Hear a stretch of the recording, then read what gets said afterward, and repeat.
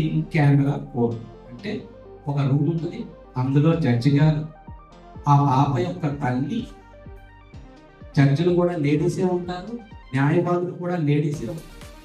ఒక రూమ్, అందులో ఒక కెమెరా ఉంటుంది. ఆ అమ్మాయి ఏమన్నా మాట్లాడుతుంటే ఆ జడ్జి గారు ఆ కెమెరాలోంచి చూస్తూ ఆ అమ్మాయిని ప్రశ్నలు వేస్తూ ఉంటారు. ప్రశ్నలు అడిగే జడ్జి కూడా ఎవరో అమ్మాయికి తెలియదు, ఆ అమ్మాయి ఎవరో కూడా జడ్జికి తెలియదు.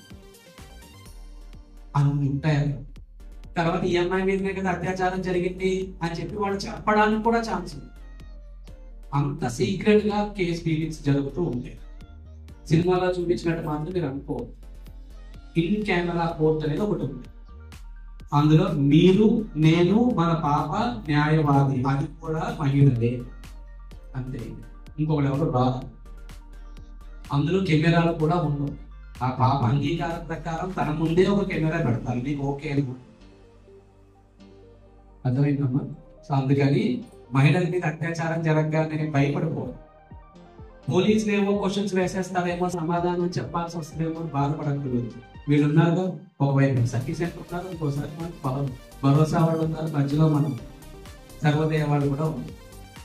సో ఇలా చాలా విషయాలు తెలుసుకోవాల్సి అర్థమైంది ఇక్కడ వరకు.